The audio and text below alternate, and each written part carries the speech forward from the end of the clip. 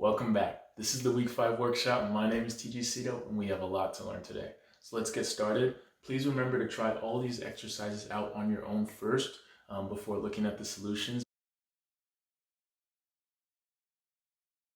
Okay, and now for get username. So what do we need to do?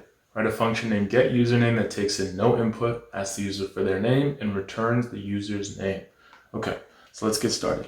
So def, and now for the function name, which is get username. All right, and then now over here, do we need any parameters? No, it says takes in no input, so let's leave this empty. Colon, now let's get into the function body. Ask the user for their name. Let's actually use input over here and store that in a name variable. Okay, so name is equal to input. Now let's ask them, what is your name? Okay, so what is your name? Now that we've done that, let's actually finally return the name. Remember, returns the user's name, so return name. Now we're all good there. Let's actually test this thing out. And so we'll say user name is equal to, and let's actually call this function, get username. And now that that return result will be stored in username, let's actually print username out with some dressing. So we'll say print name is, and finally over here, user name. Okay, so now that we have this, let's run this. So what is your name? Let's just have fun with it. Gerald. And now finally we printed out name is Gerald. If your name is Gerald, let me know in the comments. All right, thank you. Okay, and now for add 3 numbers. What do we need to do over here? So write a function named add 3 numbers that takes 3 numbers as input and returns the sum of the inputted numbers.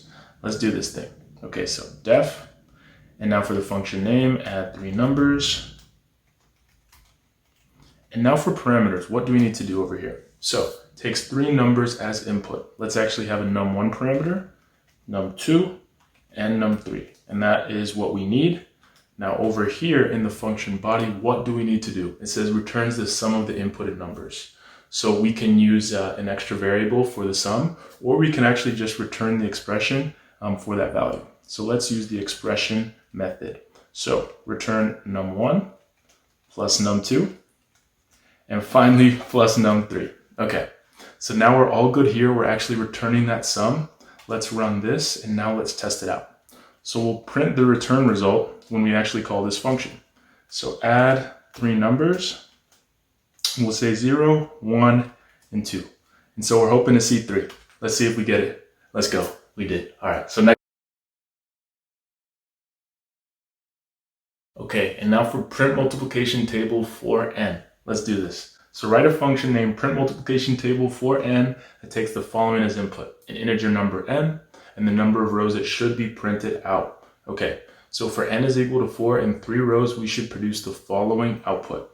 N is equal to 4, and then these 3 rows, 4 times 0 is equal to 0, 4 times 1 is equal to 4, and 4 times 2 is equal to 8. Okay, let's do this thing. So def, and now for the name, it's kind of long. It's kind of long, I'm not gonna lie. So let's actually just copy this thing over here, and now for our parameters. Okay, so an integer number n, let's use that. And then now the number of rows that should be printed out. Let's actually use a parameter called num rows. Awesome. And now for the function body. So first and foremost, we see they print out what n is, and then they get to the rows. So let's do the first part, print.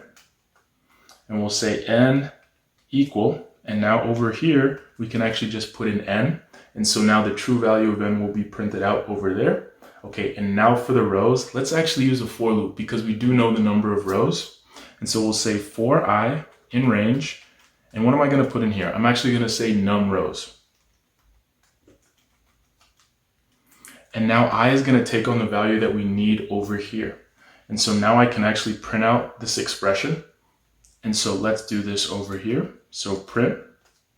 And first and foremost, we'll say n. And then now for the times. And so now over here, now we can actually say I, right? And now finally over here, let's actually use the equal string. And now over here, now we can say n times I. And so this is all that we need to actually produce each of these lines. And we have this in a for loop, so it'll do it for all the rows that we need. And so we're good to go here. Okay, so let's actually run this, and now let's test it out. So we'll say print, and now for n, we'll use 4, and then we'll also use 3.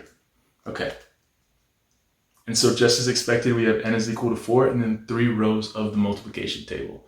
So we're all good here.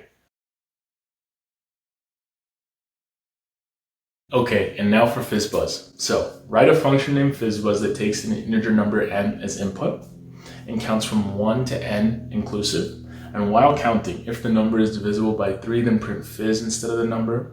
And if the number is divisible by 5, then print buzz instead of the number. Now, if the number is divisible by both 3 and 5, then print fizzbuzz instead of the number. Okay, so let's get started. So def, and now for the function name, which is fizzbuzz. What do we need to do for the parameter? So it takes in an integer number n as input. Gotcha. And we're all good there. Let's actually get to the function body now. So it counts from 1 to n inclusive. So to start that up, we can actually use range and specify 2 numbers for our start and our end. So we can say for I in range, and we'll start from 1, and we want to include n. We want to count all the way up to n. So let's actually put n plus 1. Why n plus 1? Why not just n? If we had 1 and n here, we'd actually only go from 1 to n minus 1. So that's why we actually have the n plus 1 to make sure we include n. So we're good here. Now let's get to this logic. How can we actually think about this? There are several different ways to actually do this problem. I'm going to choose one way right now.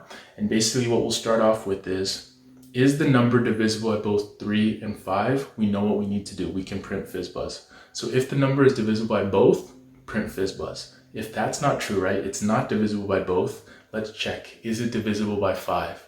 If it's divisible by 5, then we know we can actually print buzz instead of the number. Now, if it's not divisible by both, it's not divisible by 5, let's check. Is it divisible by 3? If so, we can print fizz. Now, if it's not divisible by both, it's not divisible by 5, it's not divisible by 3, we know we just need to print the number out. Okay, so that's the logic. Let's actually code this up. So if I mod 3 equals 0, and now and I mod 5 equals 0, this is basically checking, is it divisible by both, right? So this is checking, is it divisible by 3, and then the and now is this divisible by 5? So is it divisible by both? We know what we can do. We can print fizzbuzz. So let's write this here. Okay. Now, if that isn't true, let's check. Is this number divisible by 5? And we'll do that over here with this. So if this is true, we'll actually go in here and print buzz. Okay. Now, if it isn't divisible by both and it isn't divisible by 5, let's check if it's divisible by 3.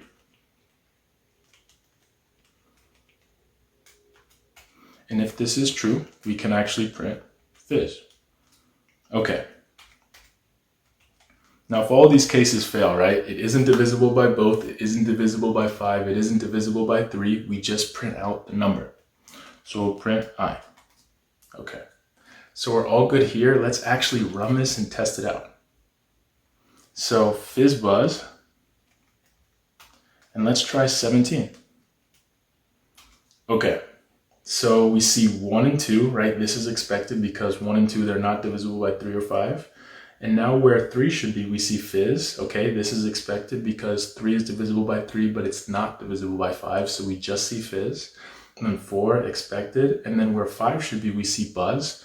Again, this is good because 5 is divisible by 5, but it's not divisible by 3. So we should see that buzz. And then as we go further, where 15 should be, we actually see fizzbuzz. Again, this is expected because 15 is divisible by both 3 and 5. So we're all good to go.